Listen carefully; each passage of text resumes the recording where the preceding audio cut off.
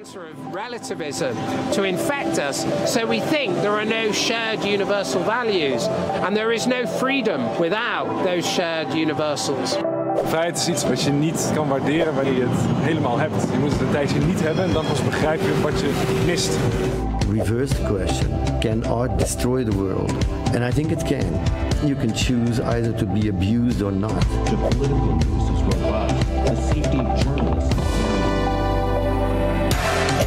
We hacked into the audience, and then all of a sudden 300 phones would ring, you know.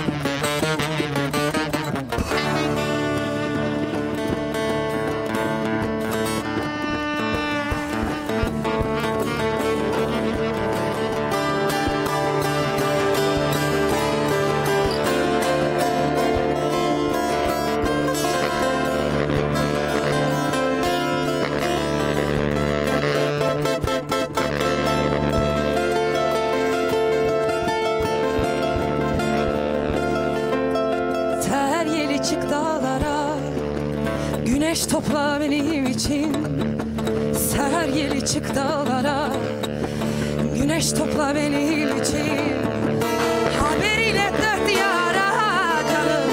Güneş topla benim için. Haberiyle dört diyara canım. Güneş topla benim için. Umutların arasında, kirpiklerin karasında. Umutların arasında, kirpiklerin karasında. Döşte bıçak yarasında canım.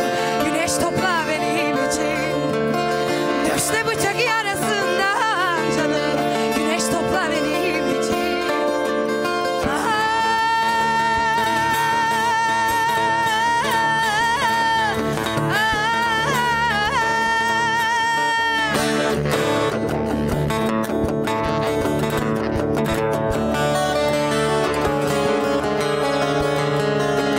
Seher yeri yeryüzünde, havadaki kuş izinde.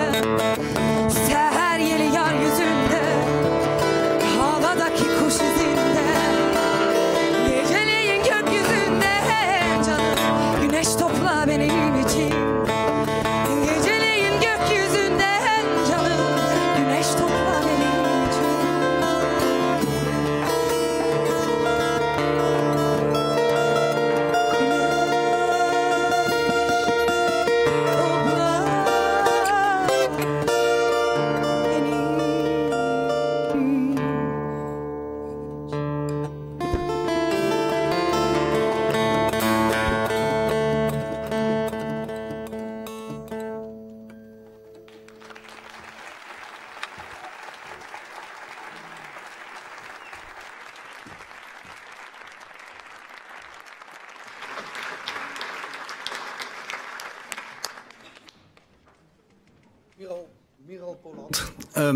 Hartelijk dank. Hartelijk welkom allemaal hier vanavond. A very warm welcome to everybody here tonight. I will continue in English because this evening will partly be in English. My name is Juri Albrecht. I'm director of the Balie, and I'm very glad that you're all here. It's nice and cozy in here. It's cold outside. The police is outside. You were one of the smart people who booked your ticket early on the internet because you couldn't buy it on the door. So a warm welcome to you. You knew where you were going. You knew that this was going to be an important evening. And I'm very, very, very honored and glad and happy that we can introduce to you Mr. Can Dündar, who was brave enough to come here, although he's been threatened with his life, although he doesn't know whether he will be arrested by the Dutch government or not, but he did come here tonight to give the 19th Freedom Lecture, and I think that's incredible honor to have him here.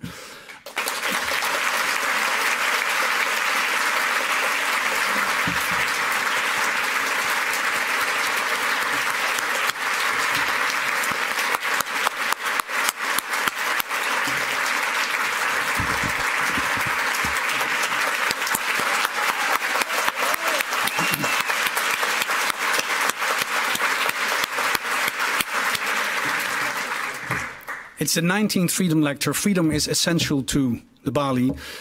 This series is running already for a few years. And we established it to point out how important it is that we have freedoms, and freedoms can be taken away from you. And I think Mr. Dündar is an excellent example of how you should behave in front of the fact that freedoms can be taken away from you. He is a beacon for liberty, for free press, and he still continues doing that in the direst of circumstances. So we're really, again, honored that you're here. It's not only about you, it's about what you could say are the dissidents from Turkey today. It's also about Asli Erdogan, a writer who can't move, who lives in Germany, who can't move now. It's also about Osman Kavala, who'd been arrested this morning, the director of an institute, an art institute, just like the Balie, who's been arrested this morning and charged with the direst of charges, conspiracy against the state. It's about dissidents all over Turkey. So it's not only about Mr. Dündar, it's much, much broader than that. But I applaud the personal courage of him to come here. Tomorrow morning we're going to Parliament at 9 o'clock in the morning. Mr. Dündar has been invited by Parliament, officially invited by the Parliament to speak to the Parliament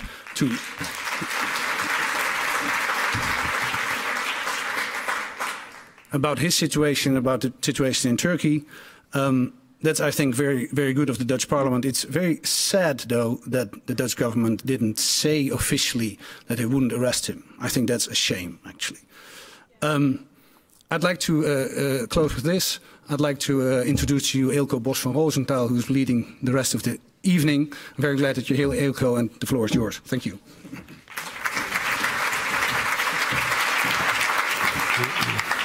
Thank you, and a warm welcome for everyone on behalf of me and for Mr. Dündar in particular.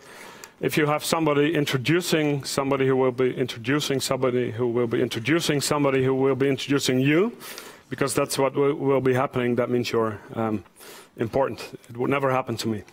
So in about half an hour, it's your turn. Yuri said something about the Balie and how both Amsterdam, but the Balie in particular, we're in the heart of Amsterdam, has always tried to be a beacon for free thinkers, free speech. I think, you know, it's a fight you have to fight. Sometimes you succeed, sometimes you don't, but I think this is a good example where the Balie is trying to maintain that status. And that's very important. Also, this venue here. I would also like to thank the V-Fonds and the Stichting Democratie en Media, the Foundation for Democracy and Media, for their generous support, because without them this evening would not be held. Let's briefly talk, before I introduce the person who will be introducing you, about Can Dündar.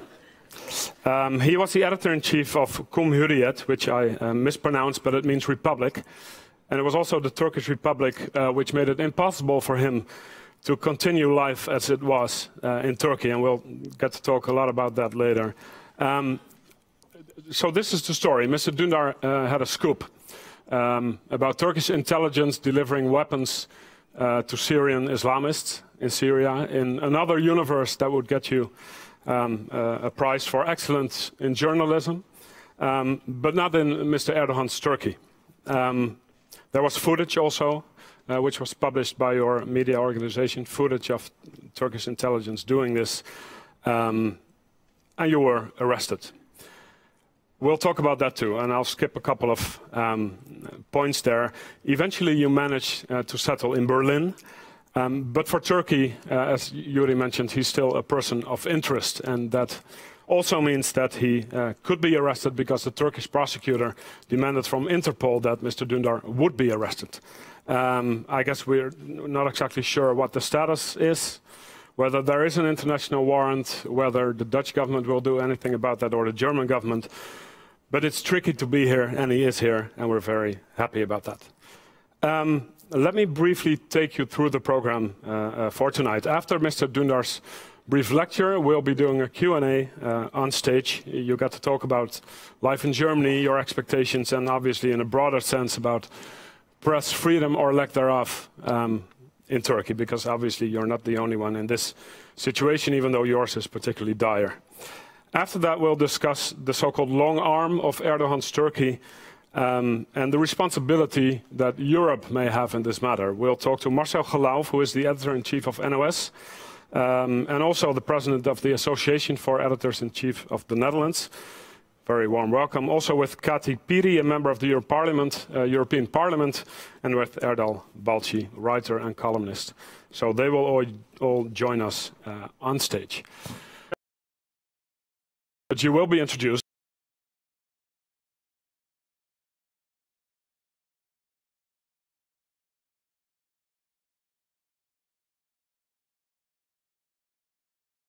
I'm trying to see where she is. There she is.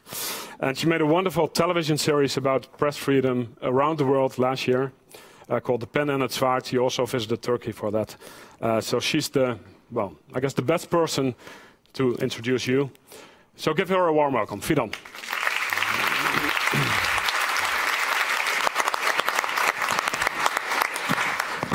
Warm welcome, everybody. It's a great honor for me to do the introduction. Another introduction of the freedom speech of Mr. Can Dündar, a highly respected journalist, but especially a brave man who will speak here tonight despite security risks. Can Dündar is here for a freedom speech to all of you attending here today. What is freedom? is freedom that anyone who stands for democracy and a secular Turkey cannot go home to see his family because of a manhunt? Is it to speak in exile about freedom? Is it a consequence, a reward, a goal to pursue? Is it hope?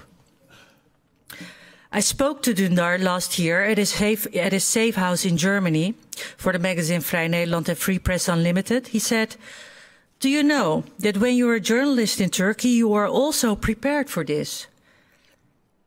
Threats, intimidations, the prisons. It is something that you cannot comprehend. We spent half of our lives in court." His mother, he told me, a 75-year-old woman, said, "If you were here in Turkey now, you would have been in prison, or I would have had a dead son." Dündar knew she was right. He would not be the first. It's important to know that few of us realize that in the years prior to Erdogan's Turkey, there was not such thing as a greater or better press freedom. It has always been under attack. In the earlier years, journalists were even murdered. In 1993, a Turkish research journalist Uğur Mumcu of the opposition newspaper Cumhuriyet was killed, the same newspaper where Can Dündar was the editor-in-chief.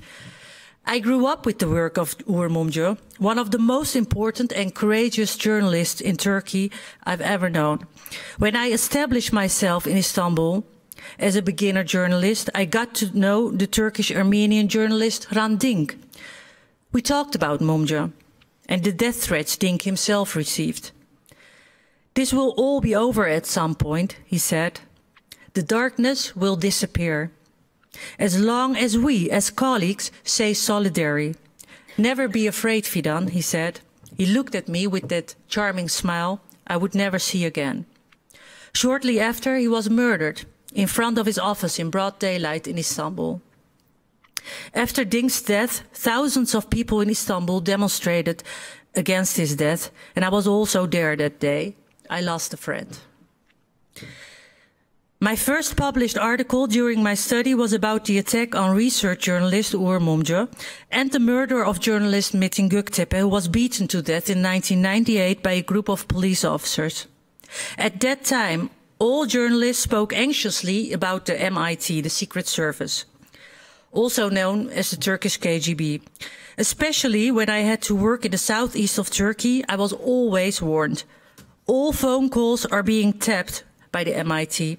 Be careful with what you say, and also in interviews in public spaces, remember to whisper. Always remember to whisper. When we filmed a documentary series, Ilko already told you about it, The Pen and Zwaard, last year, about journalists fighting for the truth in countries where power rulers are trying to silence them. We were also in Turkey, and I saw that same fear again, the same whispering, but this time not so much for fear of the secret agency, but for fear of colleagues.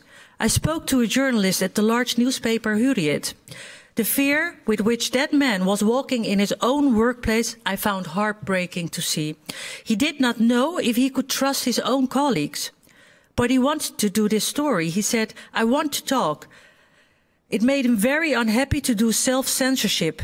But he could not do anything else because otherwise he would end up on the street and he had a family to take care of. This would be the only way to change something, maybe, he said. Talk to us in the hope that it would be heard. And of course, he also hoped that his contribution to our film would not get discovered. After the failed coup, I tried to get in touch with him. I haven't heard anything. I asked Can Dündar when I met him in Germany, and he said, "He cannot make himself known. It's dangerous for him. But it's also dangerous for you. He's probably also taking you into his protection." There is a cloud of fear hanging over Turkey. Erdogan has started a click campaign calling on anyone who says or writes anything negative about him. Everyone, including the citizens, are afraid. We also see that fear here in the Netherlands. I too have received death threats because I write critically about the political situation in Turkey. And when I put up a picture of me together with Can Dündar on social media, I received, in addition to the beautiful supportive statements, also disturbing reactions from the Turkish community in the Netherlands. And it goes like this. What do you do with this traitor in this photo? Threats towards him and also towards me. Now, can anyone explain to me how one of the best journalists I know can be chased because he dares to criticize the Turkish regime? Can anyone tell me why someone wants to see progress and only the best for his country has to live on the run? Every time I see or hear his name on the television, I hold my breath. Did anything happen to him? Even here in our country, in our free country, he's not safe. Have you seen the security outside? The ministry and the police cannot conclude that Can Dündar is not on the Interpol list. And that's why this evening is so important. That's why this man, who they are so desperately trying to silence, is so important. Every week a journalist is killed while doing their job. More journalists are silenced by physical violence, intimidation and abduction. Nevertheless, my colleagues globally still carry out their work. Their courage is unbelievable. I spoke a lot of journalists who suffer life struggle every day. Although I knew prior in what conditions they were working, I was totally stunned. Totally stunned when I experienced it close up. If we then let our voice be heard for freedom of speech, then we will leave it anonymous for all journalists who risk their lives for controlling power anywhere in the world. I asked Can Dündar how we would do that in the best way, and he said to me, we cannot let these journalists fight alone. One pencil breaks if you try to snip it. But if you tie a few together, then try it again. If we stand together, they cannot break us. Otherwise, we are lost. So, what is freedom? Is it speaking in a free country, like Holland should be, while knowing that there's security outside and inside, and that you realize that your freedom can be taken from you anytime? Is that the courage to stand up for press freedom? Is it the sacrifice you make for the freedom of others? William Faulkner said, we must be free not because we claim freedom, but because we practice it. I think that's what the man is who will speak to you here tonight. He shows combativeness for the freedom of many. He speaks out, and I speak out for him. I speak out for his freedom. Can Dündar.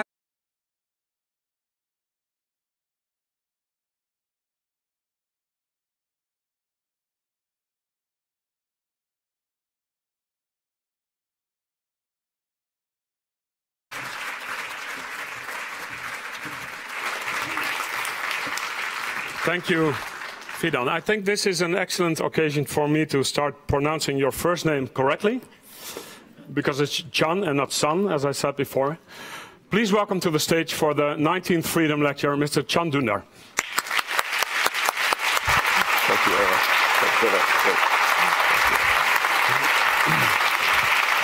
Thank you very much.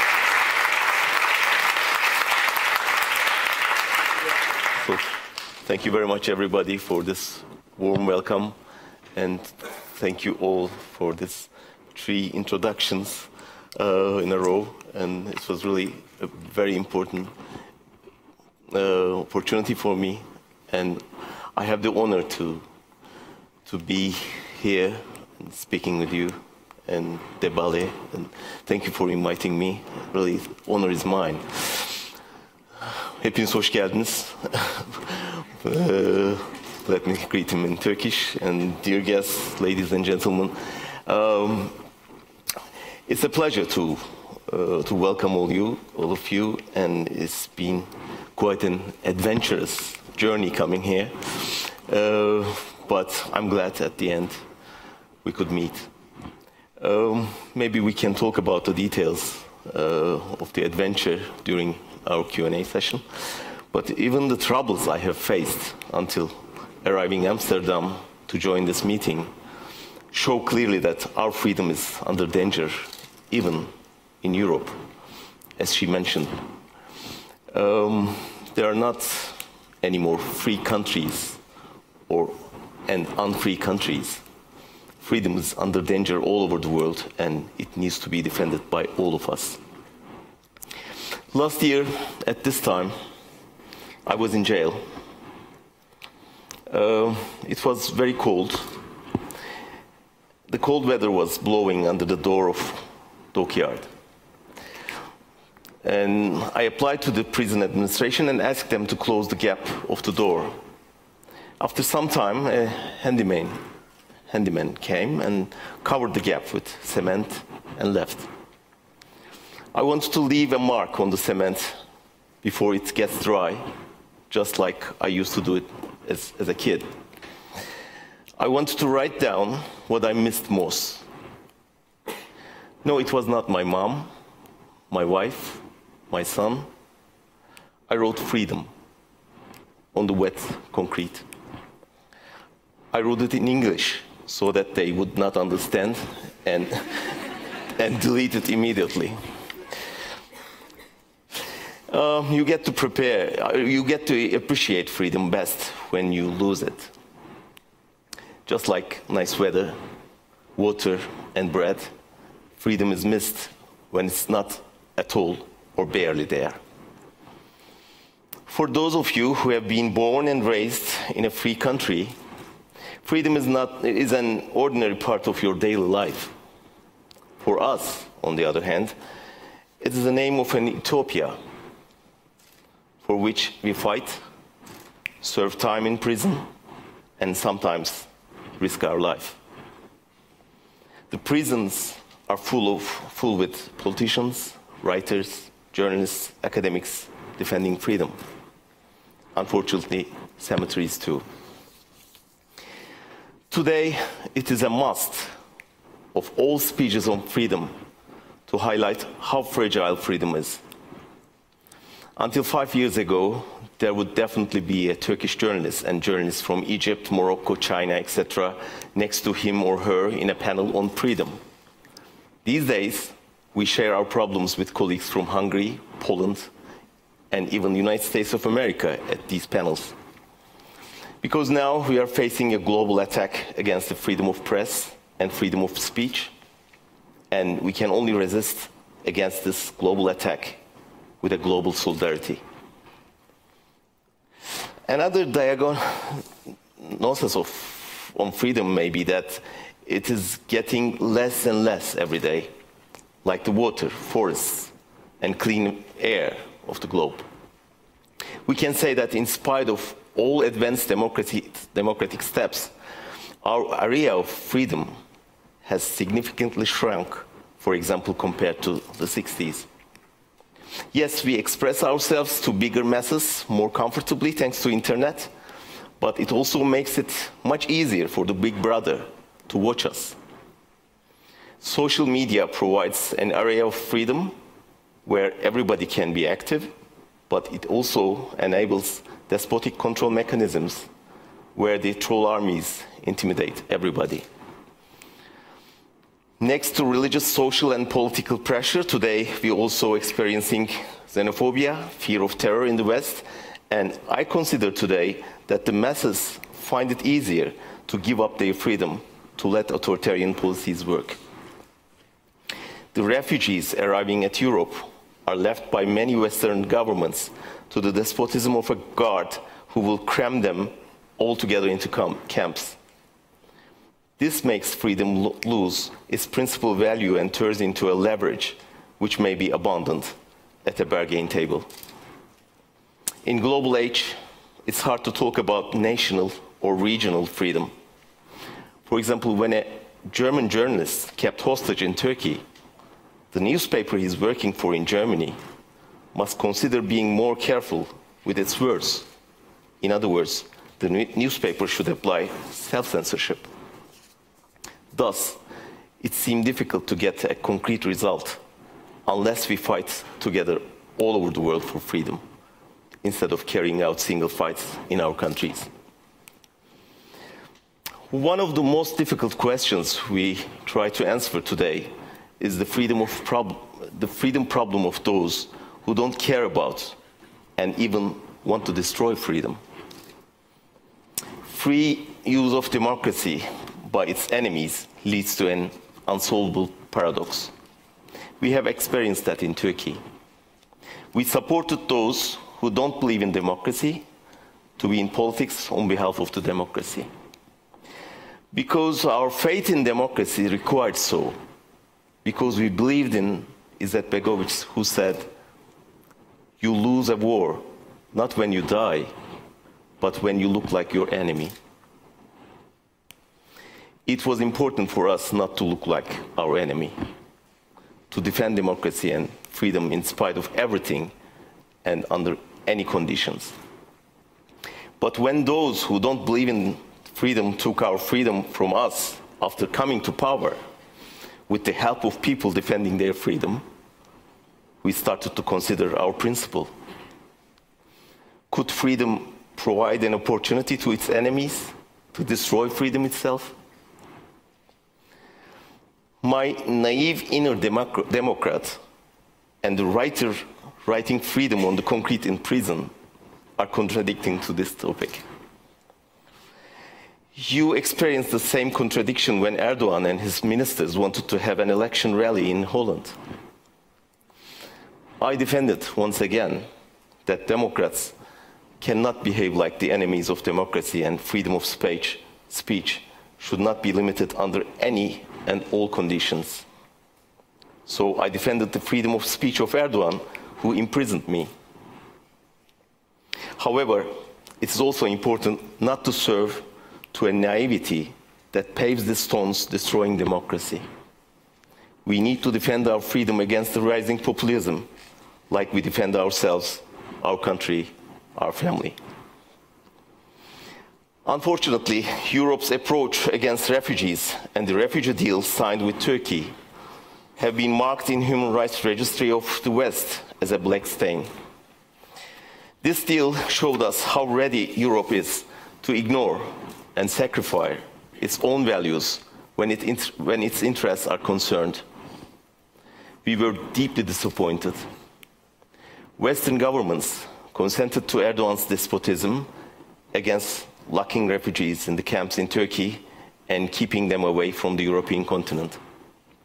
And we had to defend the so-called Western values like democracy, human rights, secularism, equality of men and women, rule of law, separation of powers, in spite of and even against the Westerners.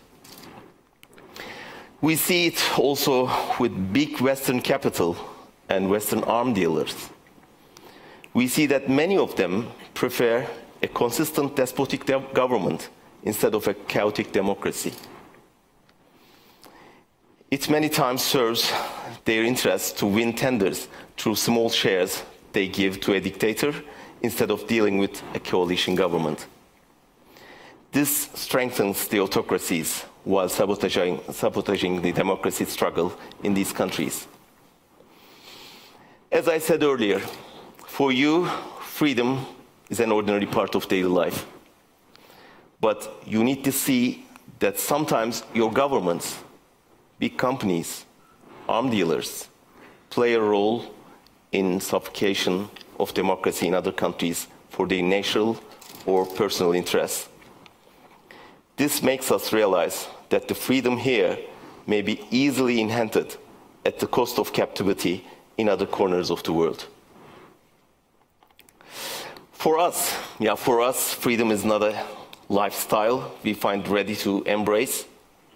For us, freedom is an utopia for which we should devotedly struggle.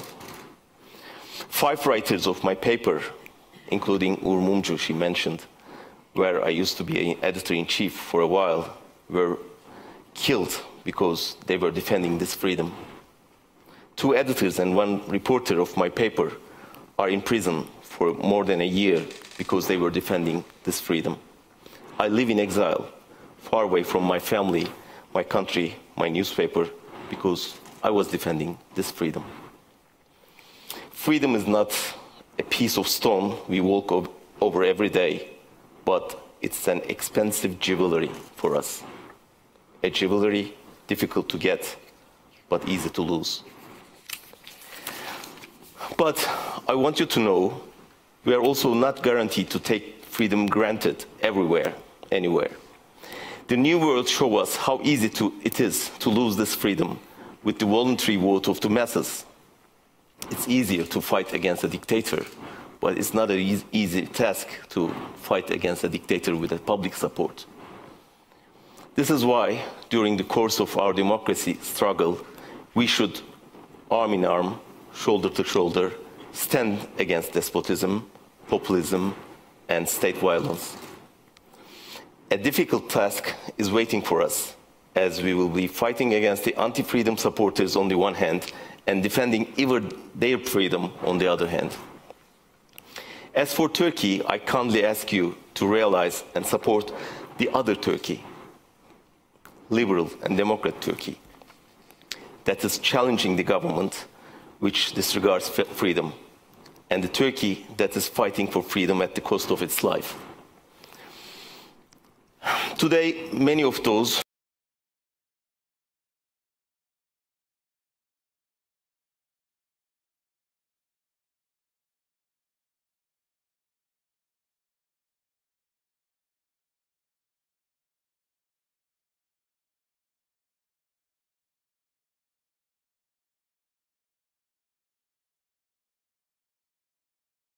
English under one cell door of Europe's biggest prison.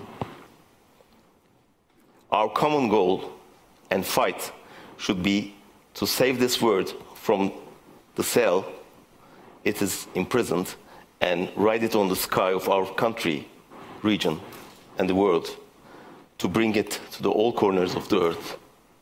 Thank you for not leaving us alone in this fight. Thank you for listening. Thank you. Thank you. Thank you very much. Thank you.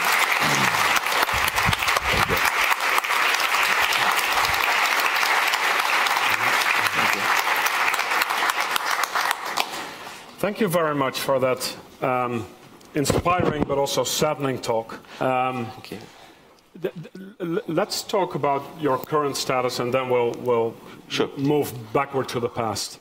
You're here, and we're very glad you're here. What were the dilemmas in deciding whether or not you would be here tonight, and what made you decide eventually that that would be a good idea?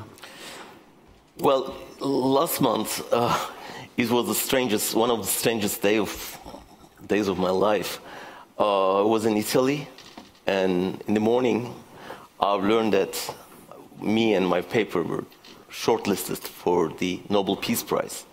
And it was a great, news. So I got up with this news, and I was preparing to celebrate with the friends. And just a couple of hours later, I've learned that I'm on the other list of Interpol, and they were searching for me as a terrorist. So that means that a terrorist would be a candidate for Nobel Peace Prize. Just to briefly interrupt, the Turkish government wanted you to be on the Interpol list, but are we certain that you actually were? The prosecutor in Diyarbakir asked Turkish government to apply to Interpol to put me in the red list, black list, whatever it is. So, I didn't know that if it's true that I'm in the list or not. It was just, a request from a prosecutor.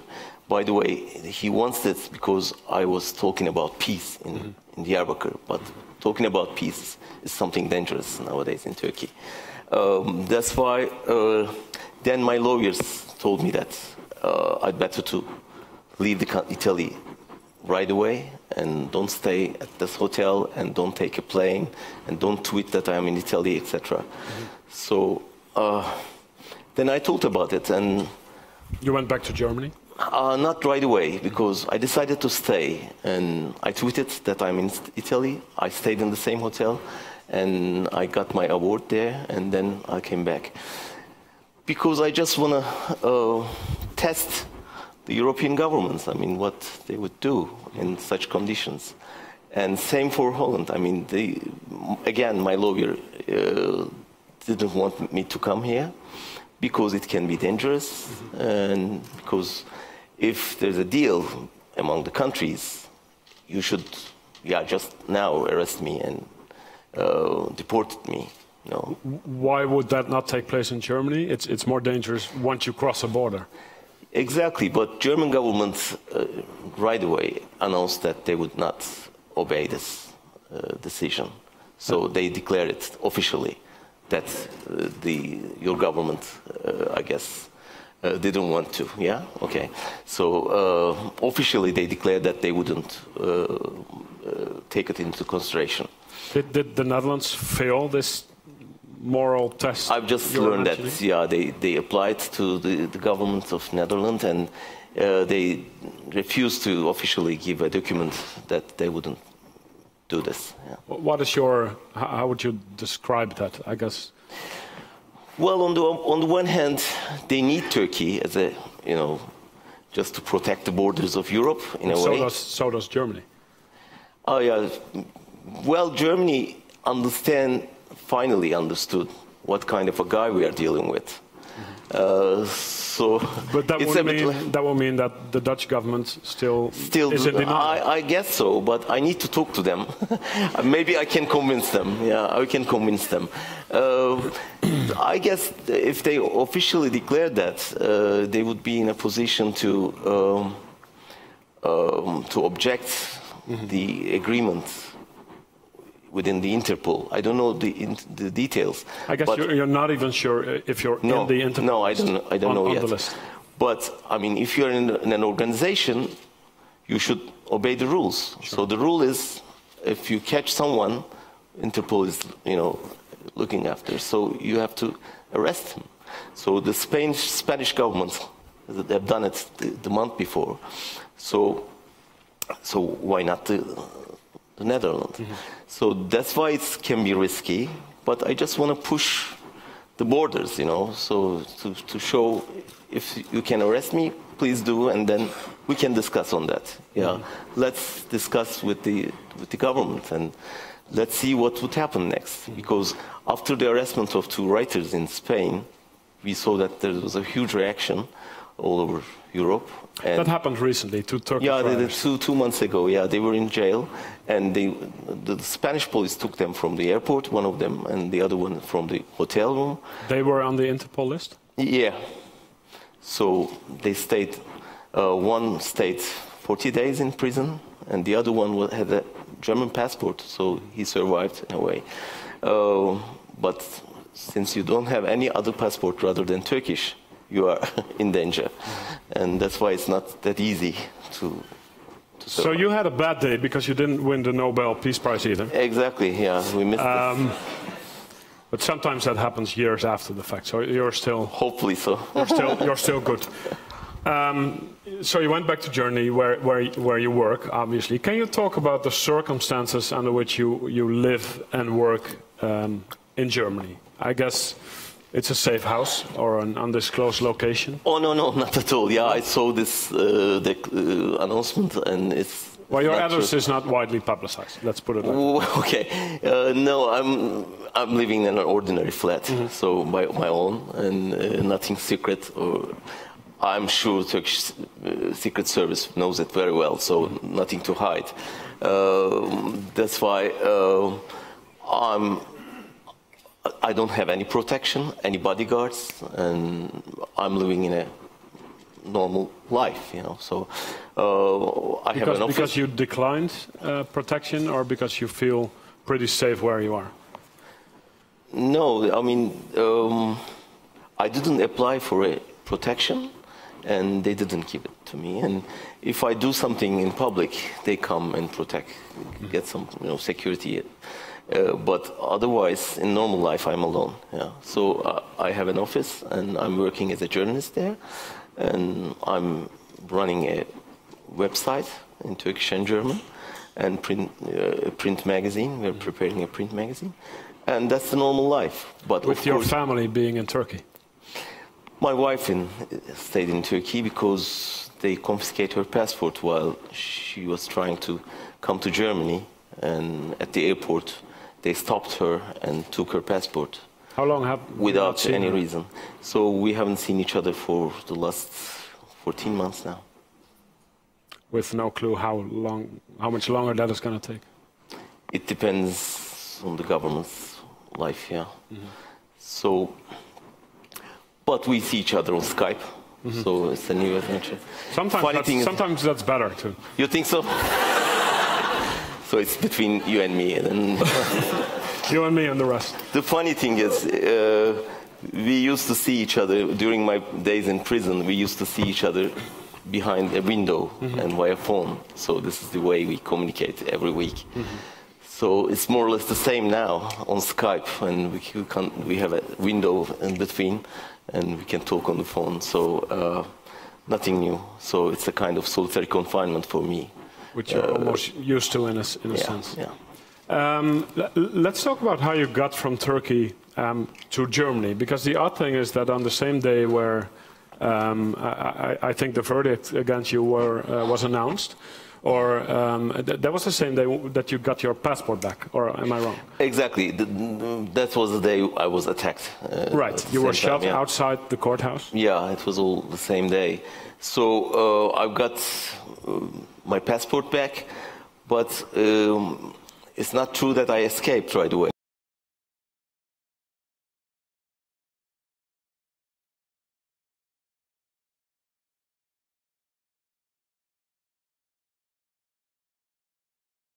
Why did you get your passport back? That's a good question, which I don't know the answer for, but what's your guess? Maybe they want me to leave. But now they want you back. But the thing is, the judges who gave me this passport are in jail now. So it was a wrong decision. That's the complicated. So this is complicated because, the Erdogan government had not the full control over the judiciary at that time. After the military coup, he had the full control over the judiciary. So you never know. But at that time, it was much more, I guess. There were still some judges who can think differently, I guess. So for 5 months you went back and forth, basically? Yeah. What made you decide to leave Turkey? Holiday. I was so tired.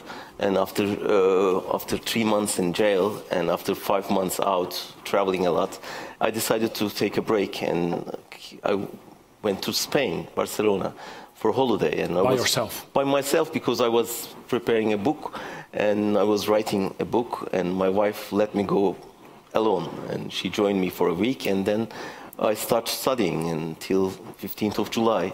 And on that day, I just got a phone call from my paper, and they advised me to turn on the TV, and I saw the screen. So the military coup was there, and the other day, my family, my friends, my lawyers called me and advised me not to come back because the situation was, horrible, and rule of law were lifted. So has the Turkish government ever since said anything publicly about you? Oh, sure, yeah. Oh. I mean, in the highest. I mean, we have only one authority. Did Mr. Erdogan speak on you after that? Yeah, he said, because at that time, in the first month, I was received by the German president, and he criticized the German president harshly for accepting a terrorist, an agent, to his palace. So he said, we know who he is, and it's a shame for German government to accept such a guy in the palace, at the palace. I suppose, because that's always happened with Mr. Erdogan and his enemies, he called you a Gulen supporter. Oh yeah, of course. This is this unescapable, So if you are not for Erdogan, you are for Gulen, of course. Yeah. So it is so complicated, to be honest, and it's so funny at the same time, because me and my paper were the toughest struggling against the Gulenists for years, and warning the government about the danger of a secret state by the Gulenists. And now, unfortunately, we became Gulenists, So, and they were the partners, and they were the closest friends. And Erdogan is the biggest Gulenist in the country, and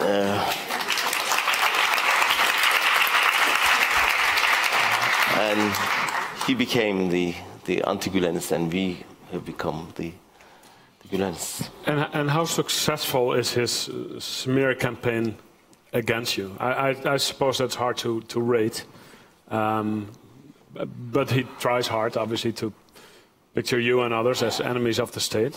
How does that resonate in Turkey? Do you have any idea? Yeah, there's no one Turkey. You know, there are Turkeys, as you saw, you know, here. And I'm the number, yeah, I don't know which number is it, but enemy of Erdogan. So he saw me as an enemy. I'm not a personal enemy of him. But there are many people who support us, you know, so I'm not the only one. There are thousands of people, you know, accepted as enemies of state. And those people have done nothing but criticize the government and defend democracy. So that's why they are in jail, that's why they're, you know, facing with death threats, and thousands of academics are, you know, in danger or in jail just for signing peace, asking for peace, you know. So that kind of stuff makes the country a kind of hell for anti-Erdogan people. So there's a huge campaign against the opponents of Erdogan. And it works. Partly it works, but partly not, because in the last election we saw that at least half of the people are still resisting and opposing his policies. But the autocracy and the pressure was so high that they are scared of, you know, saying something, writing something against them. So now it's our responsibility and duty to give voice to the voiceless. What are you working on in Berlin right now? Freedom. So we just want to get our country back, because we love this country and we love Turkey, and we want our country back, because we are losing this country, sadly, because Turkey is a really unique country, thanks to Atatürk. It is the unique example of a secular country with a huge Muslim population. So we are losing this experience. This is the only country in the whole Islamic world who tried democracy and secularism together.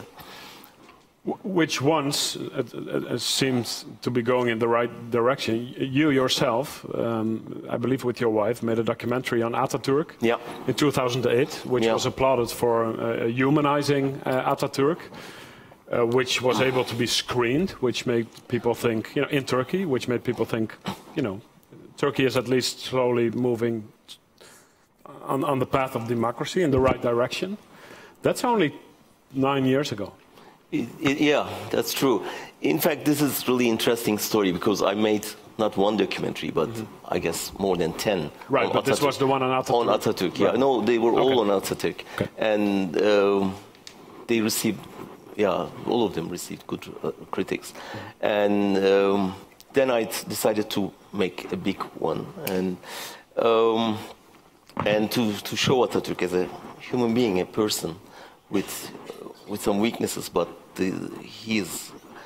I really admire him, and I'm really I don't want to be seen as someone against him. It was a on the contrary, portrait of. It was a portrait of him, and complex. I guess I just try to show people that even with the weaknesses, he was a great guy, and we don't need to hide anything. But I guess the climate was so different at that time that, you know, the AKP government has just, you know, start to do something against Atatürk, etc. So people thought that, you know, this is one of the elements of the campaign against Atatürk. So in fact, most of them, without seeing the film, start attacking, you know. But the film was a success. More than 1 million people saw the film. So I'm still defending my film, of course. And it was nothing against, there was nothing against Atatürk in it. But I can understand the sensibility of the people. And they were so sensible about Atatürk, and they didn't want anything bad or negative about him. Neither did I, in fact. But it was hard to talk to people because the confrontation is so high that it's hard to discuss anything in Turkey. We can't do this panel in Turkey. It's impossible. Unfortunately, we are so polarized. Let's talk about Europe and Turkey. And you mentioned in your speech how you're innerly conflicted in a way when Mr. Erdogan with his ministers wants to come to the Netherlands to have an election rally. You defend his right to do that, freedom of speech. At the same time, you say, you know, it doesn't feel great. It's an anti-democratic movement, obviously. You still seemed not entirely sure. Yeah. How conflicted are you about, in general, the European Union's stance towards Turkey? Well, when Turkey applied to be a member in EU, then European Economic Council, I guess, I was not in the world. So it was 1950s. And then I grew up. Turkey start negotiations, and then I was graduated, I get married, I became father, and my son is now graduated from the university, and we are still waiting to be a member in this family. And can you imagine, I spent a whole life waiting in front of the door of European Union. So there was a huge interest and support for European Union in Turkey 5 years ago, 10 years ago, 80% something. And now it's something like 30% backing for European, because people fed up waiting and they understood that it's just a waste of time to wait. And vice versa. And vice versa, yeah. Of course. And European Union waited Turkey to do something, some democratic reforms. And Turkey was not that enthusiastic to change its rules, anti-democratic rules. And it was a kind of marriage. Each part doesn't want to get in. And we waited a lot. And Europeans also didn't want Turkey to get in the family, such a crowded and Muslim population. So that's why now we are still waiting to be a member in the community where, if I don't know if it still exists. So everybody wants to get out, and we just want to get in. Right. So it's strange. And no, but Erdogan said that, look, this bloody Europeans doesn't want us. And as you know, they are Christians, so we are Muslims. So we don't have any seat there. So this was approved by the Europeans as well. So this is a Christian club, so we don't have a place there. So let's go back to Muslim world. And we have a strong partner in the region, that's Russia. So why don't we have relations with Russia instead of these Europeans? On your case, or not your case, but the anti-democratic movement in Turkey in general, do you think Europe is taking enough of a stand? Obviously, they needed Turkey for the refugee deal, which made them pull back a little. Is Europe doing enough right now, the European countries? Yeah, Europe needs soldiers to protect their borders. So that's why we are in NATO, and nobody questioned this, of course. So they are proud of having Turkey in NATO.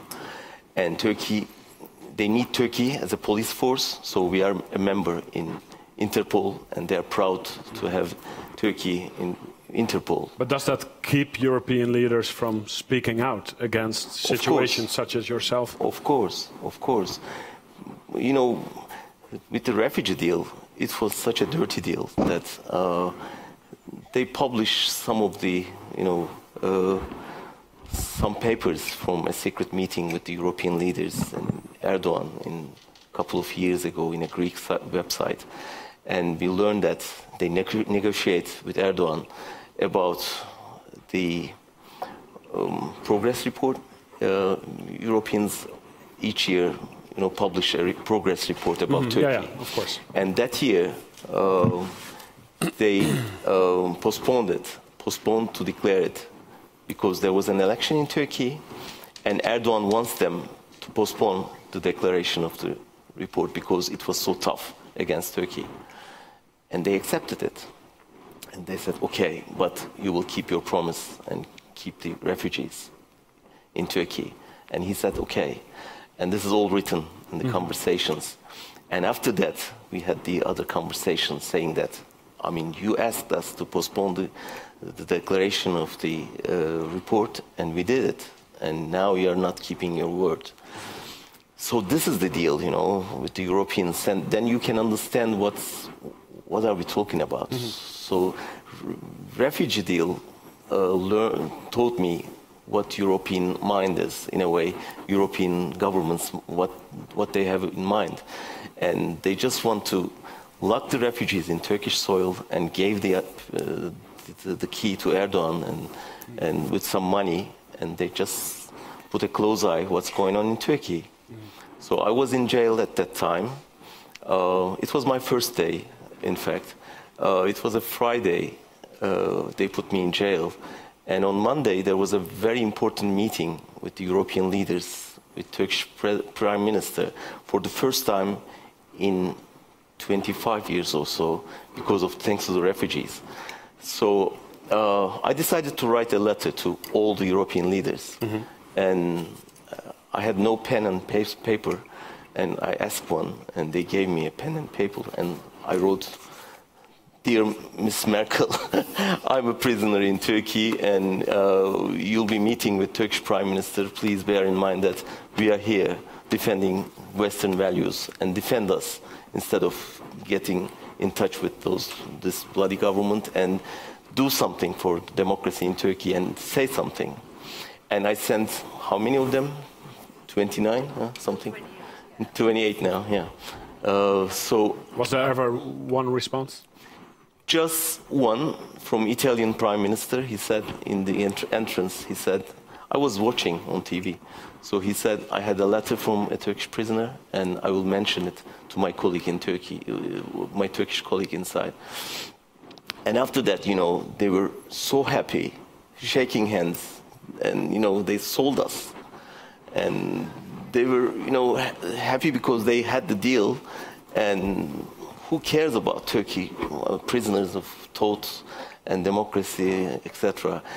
Chancellor Merkel came 7 times to Turkey in 3 years, I guess. I'm sure she wouldn't go anywhere else, even to some cities in Germany, to Ankara, and met with Erdogan. And each time we asked her to meet with an opposition leader, an NGO, a family of a prisoner, etc., just to show solidarity, you know, or mention anything about democracy or human rights. A word, a sentence. Didn't happen. Not at all. Final question before we briefly asked Marcel Geloof to join us. The situation in Turkey obviously resonated here, all over Western Europe and Germany, but here as well. Tensions here within the Turkish community when the member of the Turkish government wanted to visit, but in other occasions as well, like during the coup. Were you surprised, and how worried are you about the Turkish tensions infecting the debate in Western Europe too? I'm so happy that you realize, finally, Erdogan is not our problem only. This is your problem now. Thanks. So, yeah, welcome to the club. So, really, that's what we've been trying to explain to the Europeans, that something horrible is happening here. And this country is burning, and this fire will be, you know, spread all over Europe, and nobody was listening to us. And it's really dangerous. And this polarization now reflected to Europe. And so now we have the same in Germany, this tension between pro-Erdogan and anti-Erdogan supporters and the opponents. And it's really dangerous, and it's very hard to ease the tension, because tension is, you know, caused by Erdogan, and he wants this tension, and thanks to this tension, he enhanced his power. And unfortunately, many governments, including the Netherlands government, you know, took this stand and, in a way, gave him a cause to attack Europe. And that's why it is very difficult to solve now, since there's a huge Turkish community here, Turkish, Kurdish.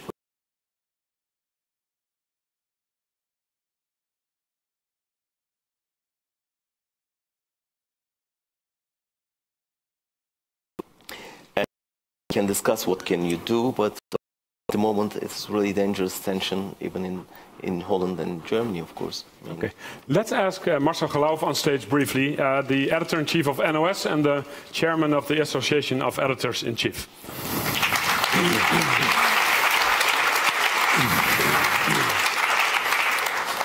Marcel, we're talking about press freedom. Is there anything you or the Association of Editors-in-Chief in the Netherlands can do for Mr. Dündar and others who are in his position? Well, I think being here together and speaking out about freedom of press and freedom of journalism in Turkey, and speaking out our support to you and all your colleagues in Turkey. I think that's what we can do as editors-in-chief, as journalists, as colleagues. That's why we're here together, and that's why it's great you're here.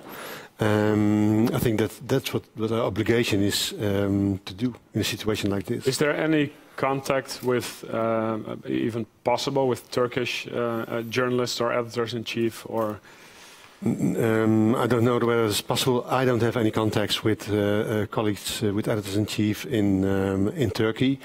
We, the NOS, we got a correspondent in Turkey, obviously. The situation an excellent one.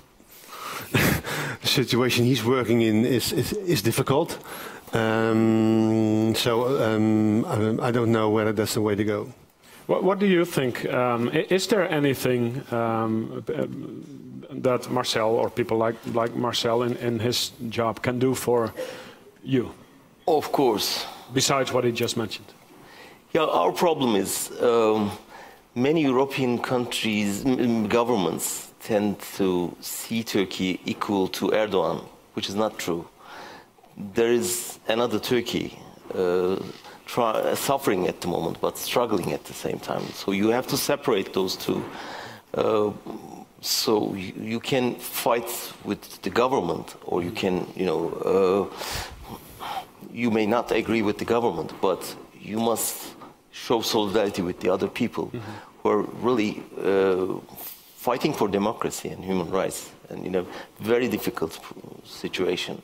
So why not your organization, as the editor-in-chiefs of Holland, were not in Istanbul yesterday, because my editor-in-chief was in jail, has been in jail, and was on court yesterday.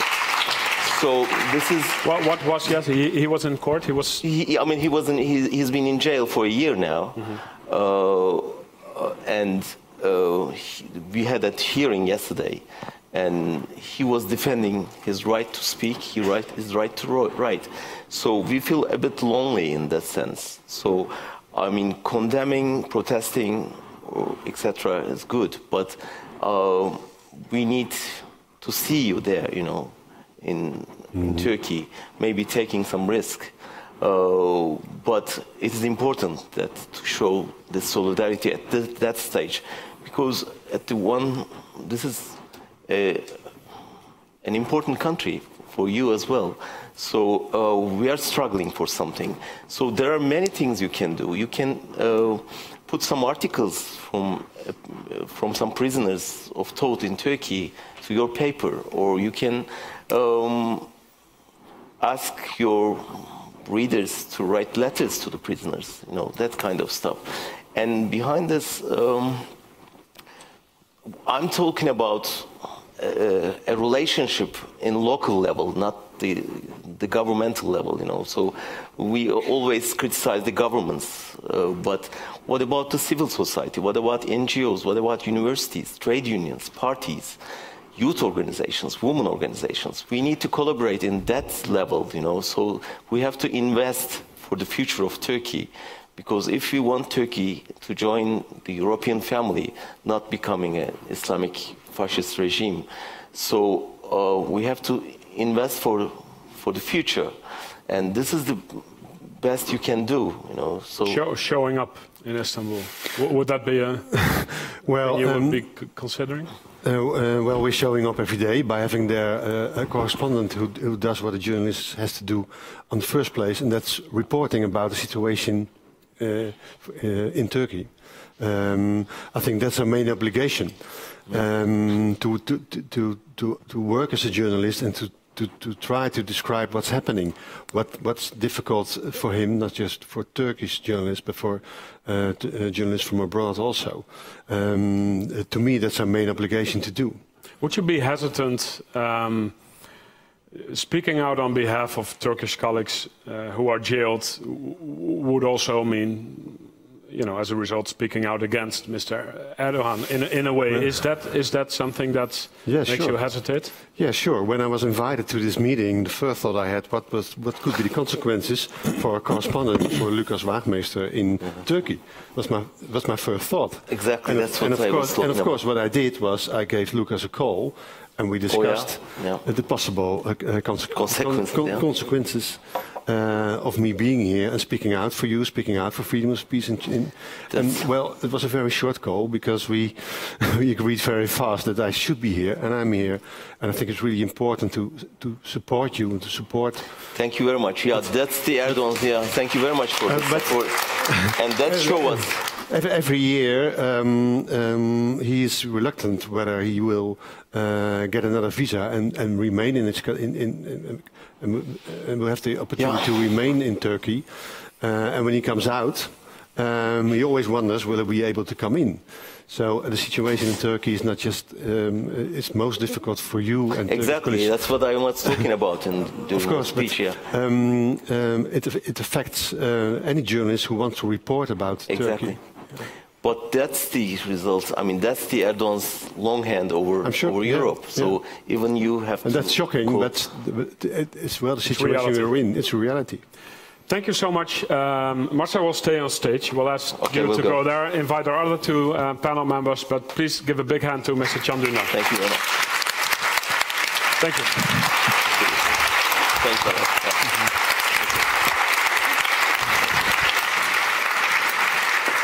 Oh ja. Zegt hij? Oh ja. Wat bedoel, tijdens het ding bedoel je? Oh ja, natuurlijk. Moet ik even doen? Ik wil graag de andere, ik heb deze niet nodig, de andere twee leden, Erdal Balci uitnodigen en Kata Piri, het Europees Parlement. Ik ga er gewoon bij zitten, mag ook toch?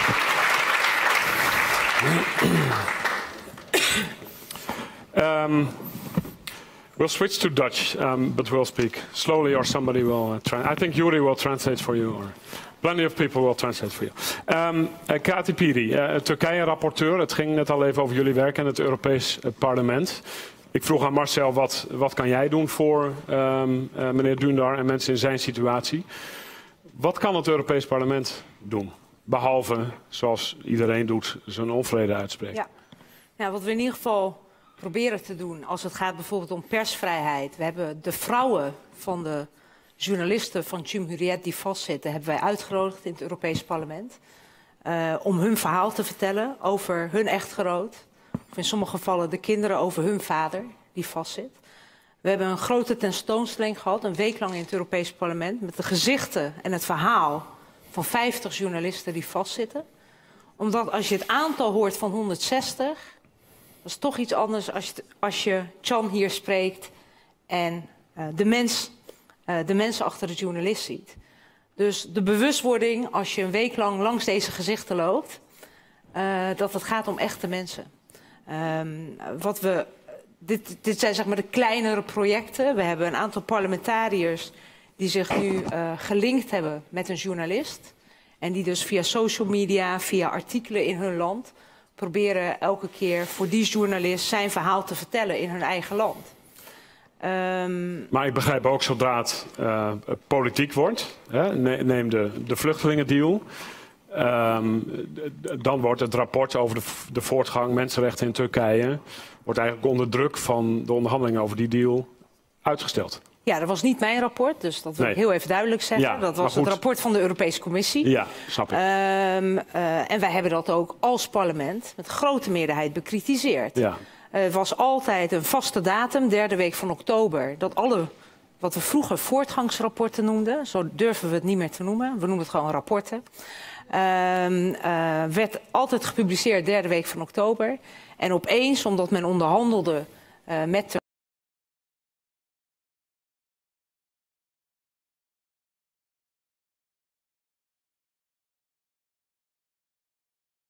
handelen over misschien wellicht een toekomstig EU-lidmaatschap. Op het moment dat je dan je eigen waarde niet serieus neemt, en dat deden we te weinig. Can vertelde zelf net al, aan de vooravond van de eerste grote Europese top, 2 dagen daarvoor werden Can en zijn collega Erdem Gül gearresteerd. En de Europese leiders waren stil. Maar hoe zinloos, met alle respect, of hoe ondankbaar misschien is dan jullie werk en het organiseren van een tentoonstelling, terwijl zodra het serieus wordt, dan is het de Europese Commissie die inderdaad zo'n rapport vrolijk uitstelt. Daar kan natuurlijk geen tentoonstelling tegenop. Nee, kijk, het Europees Parlement kan natuurlijk meer dingen doen dan alleen naar tentoonstellen. Het gaat ook bijvoorbeeld, vorige week hebben we besloten om het budget. Er gaat per jaar 640 miljoen euro naar de Turkse regering voor projecten om het land dichter bij de EU te brengen. Wij zijn daar zeer kritisch over. We hebben ook een deel van dat budget nu teruggeschroefd. En dat geld krijgen ze nu van Rusland, ongetwijfeld? Nou, ik denk niet voor dezelfde soort projecten. Maar, nee, begrijp ik. Alleen... maar wij willen ook bijvoorbeeld dat het Mensenrechtenfonds, want wat Can op het eind zei is denk ik heel belangrijk. Eén ding is een reactie op Erdogan. Die kan wat ons betreft veel harder. Nou, er is in ieder geval 1 instituut in de Europese Unie die daar zich hard voor maakt. Maar ook, niet vergeten, dat er miljoenen mensen zijn in Turkije die juist nu onze solidariteit nodig hebben. En hoe kan je dat organiseren? Dat is door naar Turkije toe te gaan. Dat blijf ik geregeld doen, ook al heeft de regering gezegd dat ik niet meer welkom ben sinds een kritisch rapport verschenen is. Juist niet zozeer om in gesprek te gaan met de regering, maar ook om hun verhaal te blijven vertellen. Een collega van Can, 3 weken geleden ontmoette ik hem weer in Turkije, Kadri Gürsel. 11 maanden in de gevangenis gezeten, is nu vrij. En het eerste wat hij zei, en dan ging het niet om mij, is: Katty, bedankt dat jullie ons niet zijn vergeten. En ik denk dat dat ook ontzettend moeilijk is. Dat betekent niet altijd dat je resultaat kan bereiken, of ontzettend belangrijk is, maar dat je ook laat zien dat je in solidariteit staat met mensen zoals Can, die helaas een hele hoge prijs moeten betalen voor dat gevecht voor vrijheid in Turkije. Erdal Balie, jij hebt op een aantal momenten in je leven in Turkije gewoond en nu weer hier. Wat is de laatste keer dat je besloot terug te gaan van Turkije naar Nederland en wat was daar de reden voor? Mijn 2 dochters zaten daar op school. En als gezin merkten we heel erg hoe het in de praktijk eraan toe ging. Wanneer was dit? Dat was 2013, 2014 en we begonnen langzaam, hoewel we best wel gelukkig waren in Turkije. In 2006, 2007 vond ik eigenlijk de beste periode Turkije heeft dat doorgemaakt. Maar we zagen het islamofascisme dichterbij komen. En meer dan ons ondervonden onze dochters dat op school verplichte religielessen werden ingevoerd. En ik heb zelfs meegemaakt dat mijn dochter huilend binnenkwam. Want ze had weer eens ruzie gemaakt niet alleen met de leraar, maar ook met de leerlingen die onder invloed waren. Dus langzaam hebben we het besluit genomen om toch een einde te maken aan ons verblijf in Turkije. En het is versneld door privéomstandigheden, maar we waren al van plan om terug te komen. Hoeveel pijn doet het als je nu de situatie in Turkije beziet en ook de omstandigheden waaronder meneer Dündar zich bevindt? Ja, het is heel verdrietig omdat we, wat ik net zei, ook de periode 2005-2006 hebben meegemaakt. En dat waren de jaren dat Turkije begon te onderhandelen, officieel in gesprek ging voor volledige toetreding tot de EU. En ik heb dus gezien wat alleen de wind van de Europese Unie met Turkije heeft gedaan. Er werd echt gewerkt om martelingen in gevangenissen te beëindigen. En er werden nieuwe wetten door het parlement geloodst die Turkije dichter bij de Europese Unie bracht. Dat heb ik dus allemaal meegemaakt. En na 2007-2008 ging het bergafwaarts. Maar ik moet er wel bij zeggen dat telkens blijkt dat minstens 40% van de Turkse bevolking toch tegen het islamisme van Erdogan stemt. En ik vind 40% in een islamitisch land ja, best wel een wonder eigenlijk. En dat is te danken aan Atatürk, hoewel ik veel te merken heb op hoe hij met Koerden is omgaan, dat moet ik er wel bij zeggen. Maar hij heeft wel de kiem gelegd voor een seculier systeem. En als ik terugga naar mijn eigen kindertijd, ik kom uit het uiterste oosten van Turkije. En in de jaren 50, 60 zijn de onderwijzers van Atatürk richting de dorpen gegaan. En het idee van vrijheid, van een seculier systeem heeft die mensen aangestoken. En ons eigen dorp bijvoorbeeld. De helft van de kinderen die toen zijn geboren, de helft heeft namen die in de Koran staan en aan de andere helft Turkse namen. Dus het heeft meteen invloed gehad. En als de mensen eenmaal kennis maken met het idee, als die ideeën in de lucht hangen, dan laten ze het niet meer los. En die 40% moeten we volgens mij koesteren. En Europa, het Westen zou de koppen bij elkaar moeten steken om te beslissen wat we met Turkije aan moeten. Want het is een heel bijzondere proef. Het is een heel mooi laboratorium. Hoe ver kan een islamitisch land gaan? Ja, wat doen we ermee? En als je er helemaal niks mee doet, dan komt dat islamisme langzaam ook onze kant op. Maar wees eens concreter, wat doen we ermee? Ja, gaan we dat 40% of wat het ook is, gaan we dat steunen met, zoals het vroeger gebeurde, onderwijsinstellingen openen. Dat Galatasaray Lyceum bijvoorbeeld in Istanbul is opgericht door Frankrijk. Maar dan moeten die wel welkom zijn en daar hun werk kunnen doen. Ja, maar je kan NGO's steunen, je kan de jeugd die er voor open staat overspoelen met kunst, cultuur, muziek. En, dus zou dat in het huidige Turkije van Erdogan Ja, dat kan nog steeds volgens mij. Je moet echt met een offensief komen voor de verlichtingsidealen. En niet alleen daar, maar ook in Nederland. Want het feit dat 70% van de Turken in Nederland op Erdogan heeft gestemd, laatst. Ik heb dat zelf met mijn eigen ogen gezien. Ik ging naar Den Haag om te stemmen bij het referendum in april. Ja, het was echt die brede straat in Den Haag naar de stembus. Dat was net een rivier waar duizenden mensen stroomden om democratie kapot te maken. En ik denk dat Nederland zich moet afvragen hoe het zover kon komen. Dat mensen die hier zijn geboren, hier getogen, gaan stemmen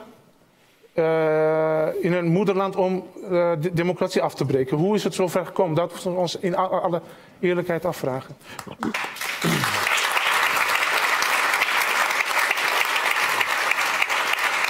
Even kort, want ik wilde naar Marcel, maar dat kan je afvragen, maar dan heb je vast ook over het antwoord nagedacht. Ja, kijk, die verlichtingsidealen hebben wij verzaakt. We zijn daar veel te makkelijk mee omgegaan.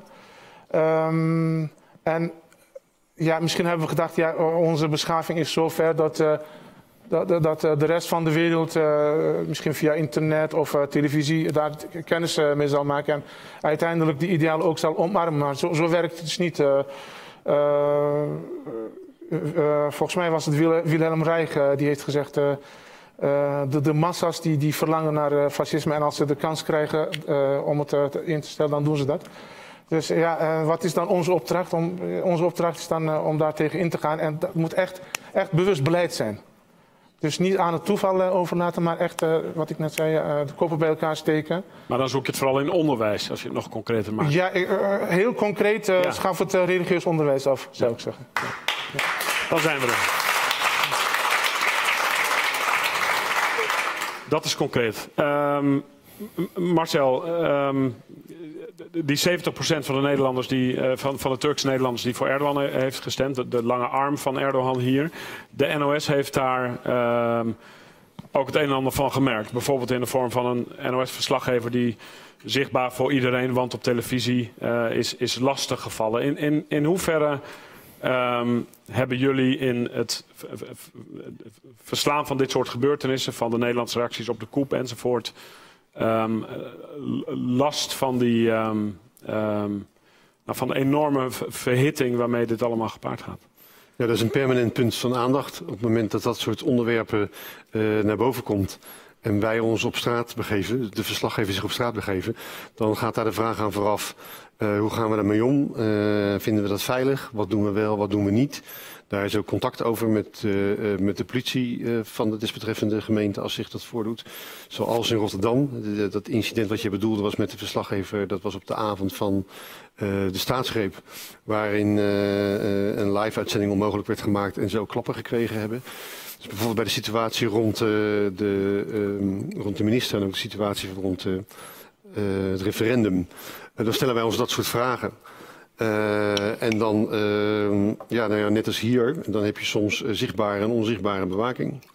Dat is hoe wij tegenwoordig, niet alleen in die situatie hoor, dat betreft niet alleen Turkije, er zijn meer situaties waarin we ons dat afvragen en waarin we daar helaas mee bezig moeten zijn. Maar het komt er eigenlijk om neer, politiek gevoelige kwesties die met Turkije te maken hebben. En eigenlijk heeft elke kwestie die met Turkije te maken heeft, is politiek gevoelig. Daar hebben jullie ongeveer bewaking of in elk geval contact met de politie bij nodig. Ja, zeker. Ja. Als het in openbare situaties waarin verslaggevers herkenbaar zijn, demonstratieachtige situaties, zullen wij altijd van tevoren ons afvragen, zit daar extra spanning op, wat betekent dat? En dan is daar contact met politie en justitie over. Dan even over de situatie van de NOS-correspondent in Turkije, Lucas Waagmeester. Je zei daar net al kort iets over. Kan je iets meer vertellen over de omstandigheden waaronder hij werkt? Uiteraard onvergelijkbaar met de situatie van meneer Dündar en zijn collega's. Laat dat voorop staan. Maar ook wel belangrijk om het beeld van Turkije hier. Hoe werkt hij en hoe lang kan hij daar zijn werk nog doen? De laatste tijd voelt hij zich weer wat rustiger in. Maar er is een periode geweest dat hij zich afvroeg, wat kan er morgen gebeuren? En word ik morgen op vliegtuig gezet bijvoorbeeld? Of word ik morgen gearresteerd? Net zoals met veel andere collega's gebeurd is. Hè? Veel correspondenten gebeurd is die ook het land uitgezet zijn. Het is niet makkelijk voor hem, relatief gezien heel anders dan voor mensen als Jan en andere Turkse journalisten. Maar wat vooral moeilijk voor hem is gewoon werken als journalist. Om mensen zover te krijgen dat ze mee willen werken aan het maken van onderwerpen. En omdat wij natuurlijk televisie maken, heb je mensen nodig die bereid zijn om voor de camera te verschijnen en met je te praten. Zijn er no-go areas voor hem in Turkije als hij daar gaat filmen? Ja, ook. Maar wat hij vooral merkt is als hij probeert, hij woont in Istanbul verhalen te produceren, dat het heel moeilijk is om mensen te vinden die bereid zijn voor de camera te verschijnen. Dus zijn productiviteit is een stuk lager dan van nature in hem zit. En ja, no-go areas, het oosten, dat is niet te doen voor hem om daar naartoe te gaan. Dat doet hij ook eigenlijk niet meer, of probeert hij ook eigenlijk niet meer. En er is voortdurend de vraag, als het visum verloopt, komt er een nieuw visum? Per jaar is dat? Of? Dat weet ik even niet meer zeker, maar dat geloof ik wel, dat het per jaar is. Ja, dus elke keer is er weer die spanning. Dat geldt niet alleen in dat land hoor, dat geldt ook de correspondent in China bijvoorbeeld. Dat geldt ook elk jaar de spanning, hoe gaat het met het visum verder. Maar bij hem is dat zeker een heel voortdurend aanwezig issue. Als hij zich op straat begeeft, dan zijn er altijd mensen in leren jassen, zeg maar. Dat is een beetje ons jargon daarvoor. Die daar omheen, eigenlijk bij elk verhaal hangen er mensen zo omheen. ongeveer wel, ja. En als je ze niet ziet, dan zijn ze natuurlijk ook. En dat was 3 jaar geleden anders. Ja, dat is steeds ingewikkelder geworden. En daar ligt steeds meer druk, steeds meer spanning op. Dat geldt natuurlijk voor elke journalist. En dat merkt hij ook. Wij hebben relatief een goede relatie met de ambassade hier in Nederland. Die natuurlijk ook een rol speelt bij het verlengen van visa. Maar uiteindelijk is het ongewis. En is er altijd de vraag van wat kan mij of ons gebeuren in de zin van kan ik dan nog werken of word ik het land uitgezet of kan ik er niet meer in terwijl hij woont daar niet alleen. Terwijl mijn partner misschien dat soort dingen vraagt hij zich natuurlijk geregeld af. Dat soort spanning leef je ook als westerse journalist in. Kort nog eventjes, de website van de NOS is in Turkije niet meer te bezoeken. Nee. Waarom is dat? Dat is sinds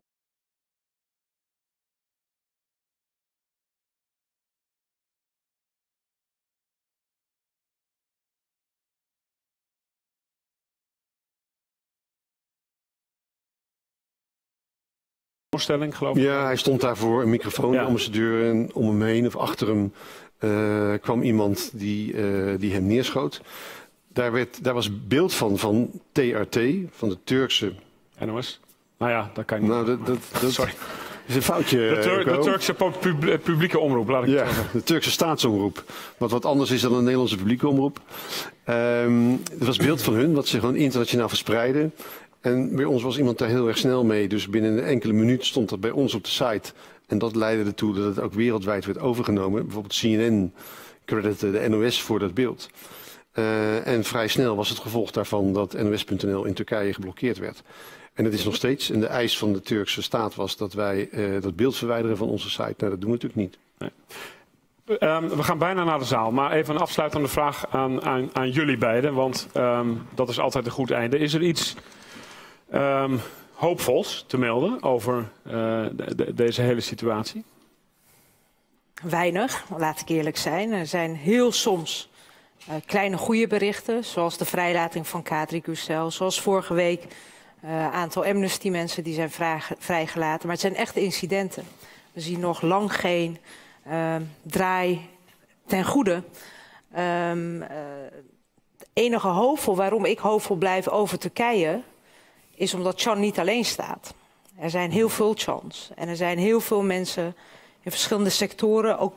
Ook politici. Maar laten we niet vergeten dat het team van mijn collega's ook in de gevangenis zitten. Academici. Een aantal van hun zitten nu in Europa. Er zijn 5000 mensen van universiteiten, hoogleraren ontslagen. Die wel blijven vechten voor Turkije. En ik denk, ben ik geboren in Hongarije. Een land wat wel lid is geworden van de EU, maar een hele zwakke maatschappelijk middenveld heeft.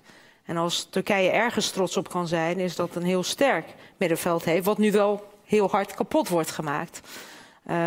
En misschien nog één ding. Turkije is zo onvoorspelbaar dat wanneer je soms het licht aan het einde van de tunnel niet ziet, er volgende week ook weer totaal anders uit kan zien. Dus dat is misschien nog de hoop dat ik me al vaker heb vergist. En dat er opeens iets heel radicaals gebeurt en dingen toch ten goede keren. En je moet die hoop ook houden. Naast Can hebben we hier in de zaal ook Joost Lagendijk. Ook een oud-collega van mij uit het Europese parlement die nog steeds niet terug kan naar Turkije. En ik denk dat het ook voor hen belangrijk is dat we die strijd niet opgeven. Zeker. Maar dat betekent dus dat we ook ons moeten laten horen. En daar had Can natuurlijk duidelijk een punt. Als het gaat om Europese regeringsleiders, is het vooral heel veel dingen die we niet willen. We willen niet stoppen met de onderhandelingen. We willen niet verder onderhandelingen. We willen geen visa. We willen geen modernisering van de douane-Unie. Maar al die nee's bij elkaar is geen strategie hoe we die mensen in Turkije kunnen helpen. Erdal, je hebt het eigenlijk al een beetje gezegd. Jouw lichtpuntje zijn die 40% van de Turken die niet op Erdogan hebben gestemd. Ja, het is hoopvol dat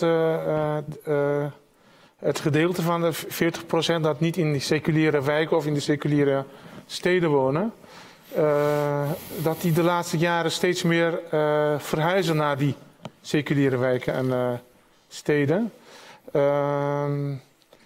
Ik volg natuurlijk op de voet en ik zie dat alleen in Izmir de huizenprijzen zijn gestegen. Want heel veel mensen die misschien de gelederen willen slijten, die gaan naar Izmir, die gaan daar wonen. En in Kadıköy, dat is een van de forten van seculier Turkije, een wijk in Istanbul.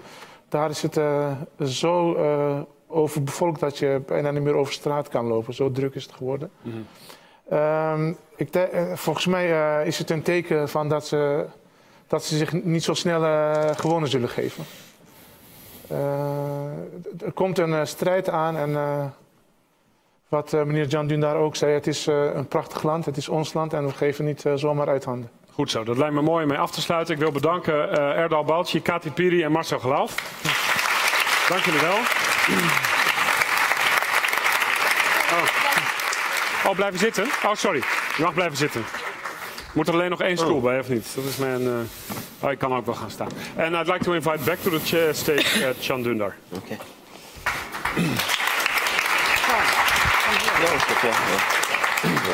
I'll just stand here because we're moving to the Q&A. And before we do that, we need to define question. Because here's what usually happens. People have written an essay at home. Often because it was denied by the op-ed pages of the newspapers because it was too long. And then they decided, let's go to the Balie and ask the question from the audience there. And then at the end they would say, or am I not right, Mr. Dündar? Just say yes or no. So we'll stick to questions, which means 1 sentence, 2, perhaps 3 if you're really nice, with a question mark at the end, and then let this panel answer. And that's really important because then everybody can have their way. This gentleman over here.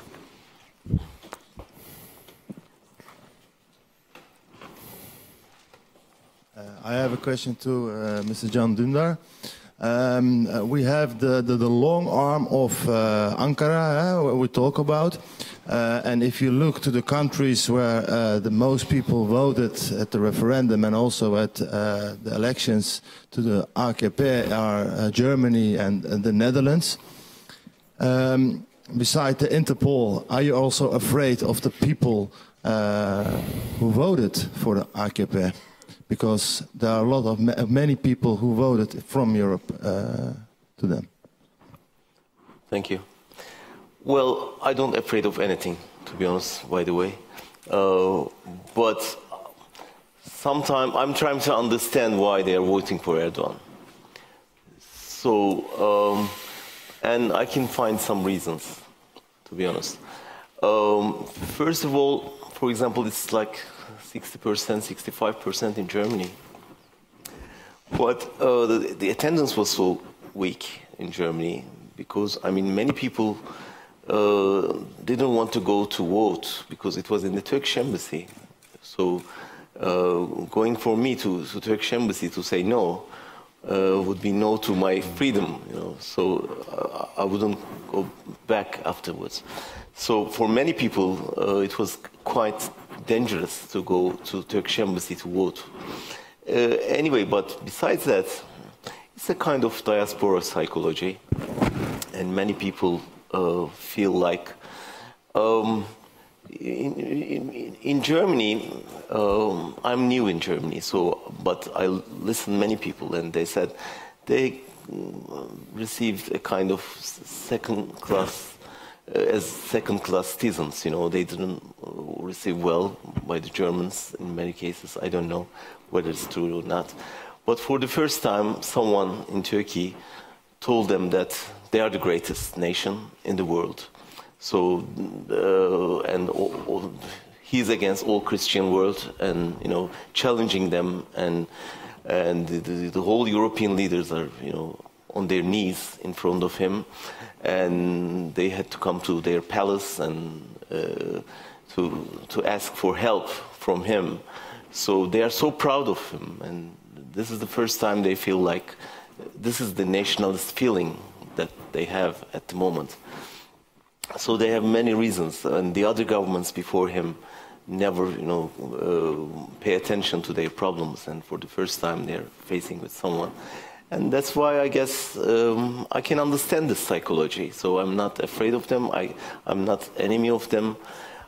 We shouldn't be enemy to each other. We should be fighting with the guy who made us enemies, you know. So that's why it's not a good idea to confront with them. On the other hand, we have to explain ourselves to them, and my main fight is not with them, but with the guy who made us enemy to each other. Very clear. Okay.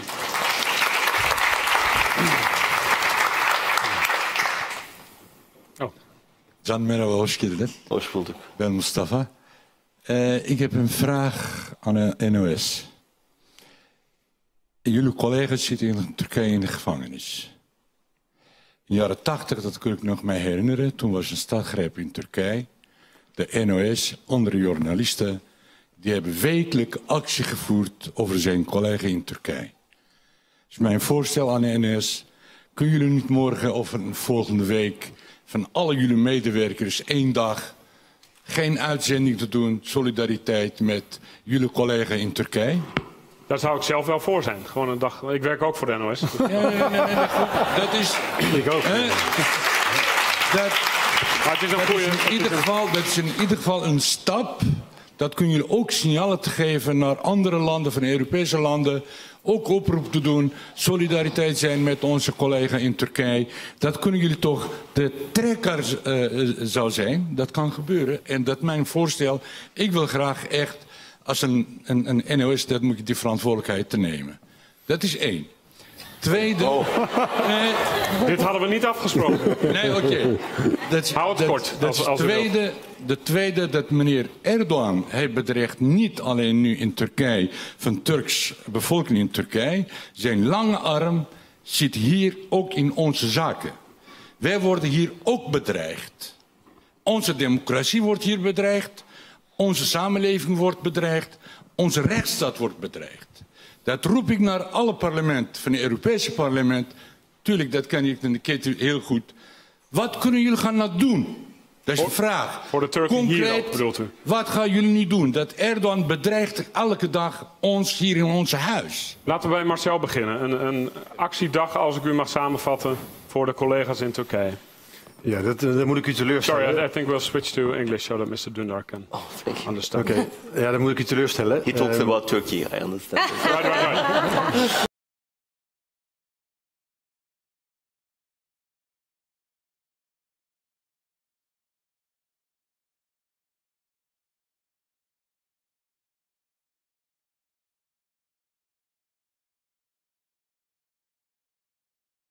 Dat wij ons als redactie, dat wij geen mening hebben over wat er in de wereld gebeurt. Wij berichten daarover, wij geven context, wij geven achtergronden. En het is aan u als publiek om daar iets van te vinden. Dus als ik zou doen wat u zou zeggen en de doelstelling... Ik denk dat ik wel heb laten blijken vanavond dat ik daar niet zo heel veel anders over denk als u.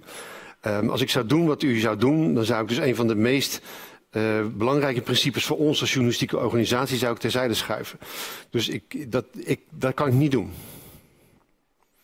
Kati Piri, de andere vraag ging over het Europees parlement. Jullie kijken, I'll switch to English. You're looking at Turkey, obviously, but this gentleman is saying, you know, the Turkish people here in the Netherlands, they're being bothered, people with a business, etc., etc. Is there anything European Parliament can do for them? Well, I think, to be very honest, this has been very much under-highlighted in European politics. I mean, it's only since the coup attempt on the 1.5 years ago that you see at the European level that, you know, member states were suddenly saying, okay, it's not just a national issue, you know, what Germany is doing or what Belgium is doing or the Dutch government, but we have to stick together because that's the way how we can increase our leverage towards Ankara, especially, of course, when there were EU citizens, until the day of today there are EU citizens, who are also being imprisoned in Turkey. We know from Germany there are more or less 55. The Dutch government never made it public. But we know there are some cases of Dutch citizens who are now in jail. And if you only approach this issue bilaterally with Ankara, of course you're much less stronger than if you do it together. The question on the long arm, I asked around in the European Commission whether there have been any studies on looking, you know, in several European countries, how this long arm looks like, how it's being financed. And they looked at me like I was asking a ghost question. I mean, they just, you know, many people who are not from Holland or Germany or France or Belgium or Sweden or UK, these are the countries where you have, of course, big Turkish communities. They don't even understand the question. So unfortunately, we are still, when it comes to the European level, in a very early stage of mapping that long arm. I think when it comes to the Netherlands, it must be clear, and I have the hope. I spoke to many Turkish communities in the Netherlands from all segments of the Turkish society, which we also have in Holland, who did not feel protected by the rule of law in Holland during the last months. And I think that is really a very serious issue, which, you know, how you can live in Holland and don't have the feeling that you are being protected by the rule of law.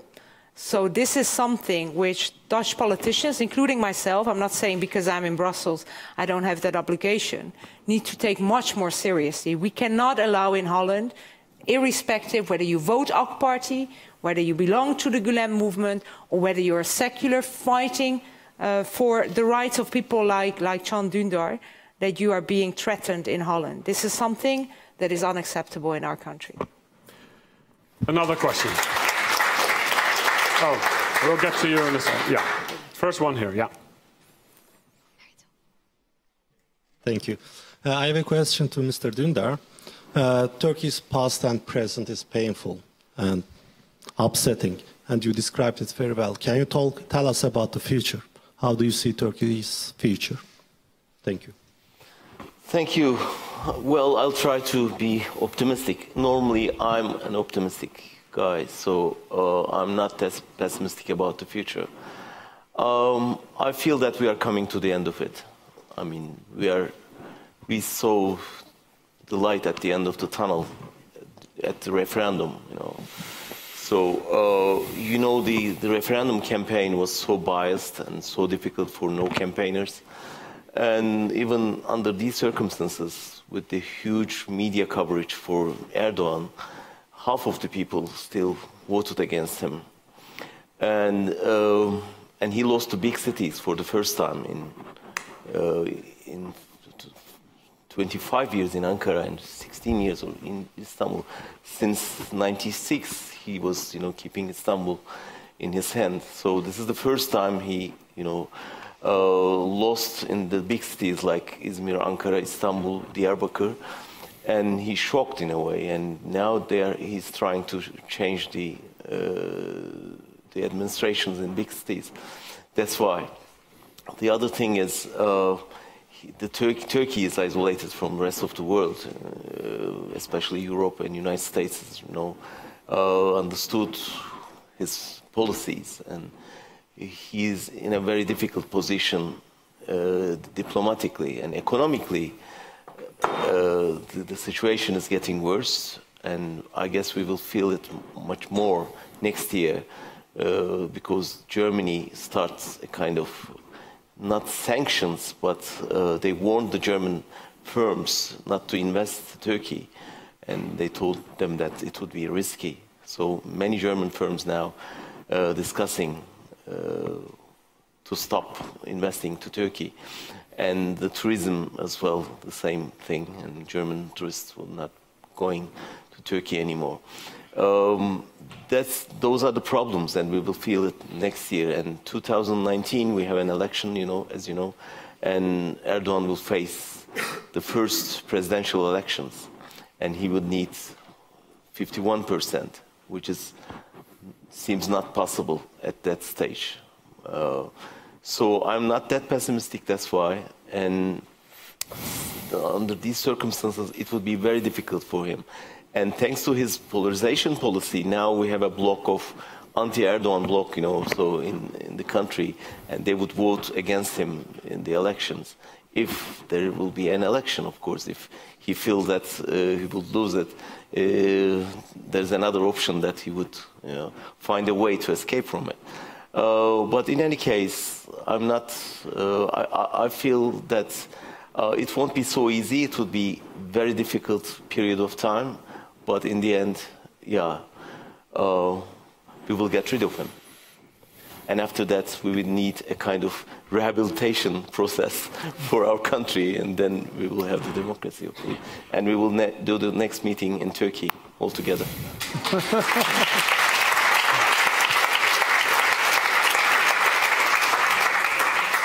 That would be a great way to end this evening, but we won't, because there are more questions. Also a question about Turkey for Mr. Dündar. You said you mentioned you waited your whole life for becoming a member of the European Union.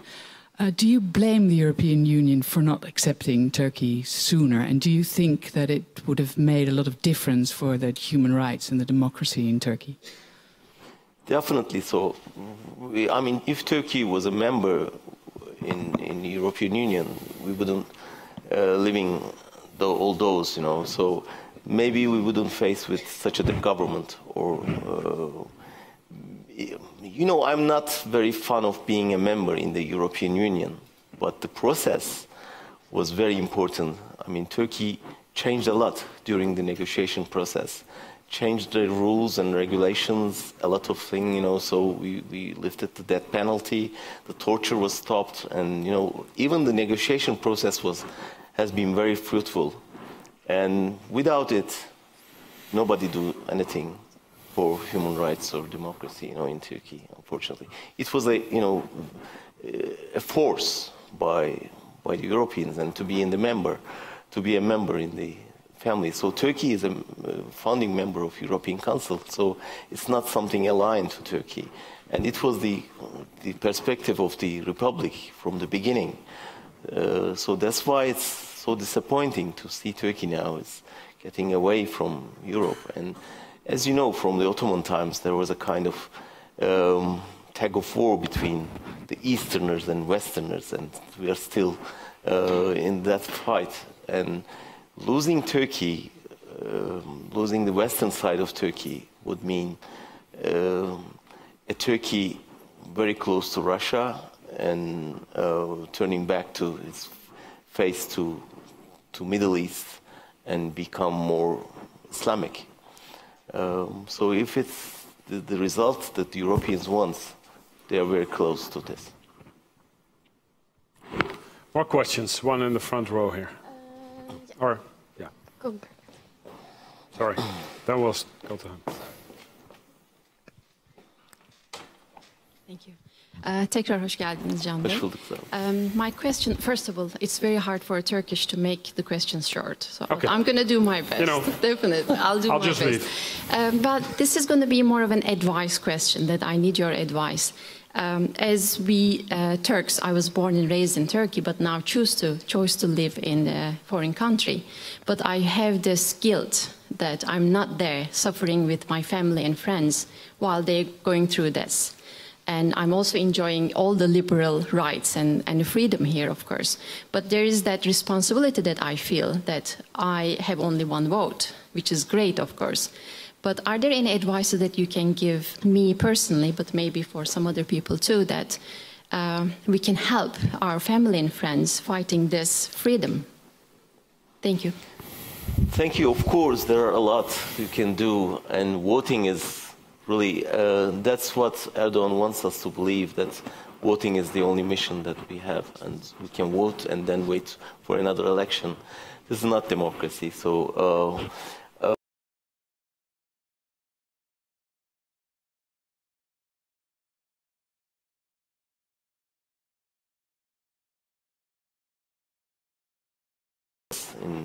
Creating awareness in Holland, for example, in Netherlands, about Turkey is something important. You can write to their papers and ask them to write more about Turkey, you know, to send new reporters. And you can ask to the publishers here to translate some Turkish novelists. You know, those are the things that we can. You can talk to the universities and accept some academics from Turkey. You can join some women organizations and you can collaborate with the women organizations in Turkey. You can ask the Amsterdam municipality to find out a sister city in Turkey and got local relations with, you know, Turkish municipalities. That kind of stuff would be very helpful for the future of Turkey. So that's why I'm telling you that we have to invest for the future of Turkey and forget about the political struggles, etc. We need to inform the public here. That's important. Inform the government here. That's why I'm going to the parliament tomorrow. So let them know the truth about Turkey. And then we have to organize ourselves here and reach Turkey. And don't forget that many Jewish academics escaped from Germany to Turkey during the 30s, and they had a big role in building up the republic in Turkey. Then after the war they went back to Germany, and they helped to build up the new country in Germany. So why not? We'll be doing the same thing. Perfect. We have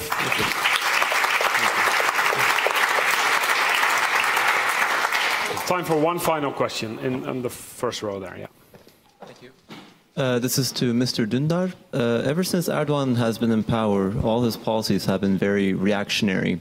As a public intellectual, how would you define Erdoganism? How would you, for you, what would be his ideology, his roadmap? Wow, another panel question. Very interesting because it's hard for me to describe it. In a way, I thought he's a man of ideologies, and I guess from the beginning he had a strategy. From the 1990s, I guess. He decided to do something, and in that sense, he's the most effective, impressive, and leader in Turkey's history after Atatürk, I guess. He had a strategy, and he played it very well.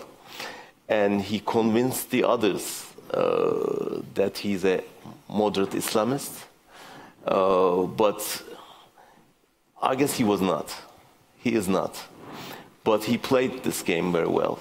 And he played like a European guy in the beginning, a Democrat, trying to get rid of the army to its barracks, and and to build up a new democratic state, etc., and peace deal with Kurds, etc. I mean, those are, I guess, he is at the same time a pragmatist sometimes, but this strategy was there, and he told us that in 1996, in his interview with one of our colleagues from our paper, he said that democracy is a train, just we can jump whenever we want, and it is the train that we can jump in and till our last aim, and last aim was a kind of Islamic State, I guess, nothing more than that. But he made us believe that he's a soft Islamist, and many Europeans believe that they need this guy, comparing the other radical Islamists. And then now after getting that much power, he doesn't need any liberals in Turkey or any European friends. So he has the whole authority over judiciary, media, police, parliament, government, army, business, you name it, he has it. So now he has the full authority over the country, so he doesn't need anything, and he doesn't need to play to someone else. And this is the real Erdogan we are facing. So many people ask that how he changed, etc. I guess he didn't change. He changed his policies, and he played very well. And now, finally, we understand the guy. And now we have to fight knowing this. And that's why it will be much more easier, because when he's playing with as someone else, there was a lot of confusion, even in the United States, in Europe, in Turkey, etc. But now everybody understood that, yeah, his aim is this direction, and he jumped off the train. But unfortunately, we are all in the same train, and we are going towards a wall now without a conductor, because he jumped off the plane. So that's why I guess we now understand him better. So if it's the final question, I would ask you to not be so pessimistic about Turkey. And really, there are many people suffering, scared of, but at the same time, struggling in their own world and trying to do something. And there's a huge silence, unfortunately. I can hear the silence from here in Germany, but I can hear at the same time the reaction, and it's full of reaction. So you never give up hoping, because Turkey is a country full of surprises. None of us even, I was not expecting something like Gezi protest 4 years ago. Nobody was expecting millions of people all of a sudden took to the streets and make the Gezi Park protest as the biggest revolt in Turkey's history. And nobody was expecting a military coup last year, on July 15th. Yeah. So when you close the democratic channels, people find out new ways to express their, reaction. So that's why this is Turkey, and you never know what would happen next. That's why let's be optimistic and let's fight for our freedoms and democracy.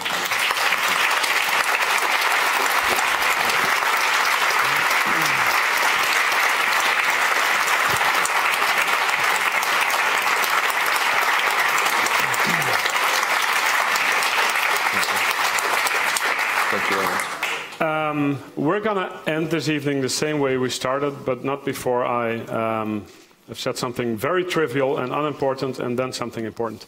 The trivial thing is, but it may be important to all the Dutch people here, there are free drinks, everybody at the door. Oops. And we need a new microphone. Everybody has a voucher for a drink in the bar after this. The important thing I wanted to say is obviously that we're very glad you were here. We're very glad that security was here, but even more glad that it wasn't needed so that we could have this discussion about press freedom. I want to wish you a lot of good luck with your very important fight. Miro Polat and her band will play one more performance, but not after we've given you one more round of applause. Thank you so much for coming from Berlin to Amsterdam.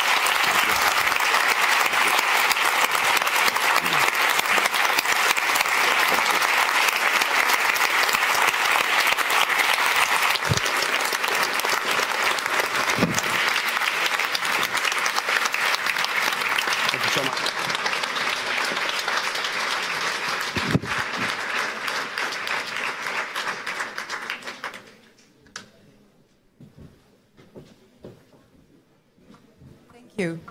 Thank you. So this is also to end the evening together. This is a song everybody knows, and for me this song is about don't give our children away to far, far lands. Keep them close and give them love.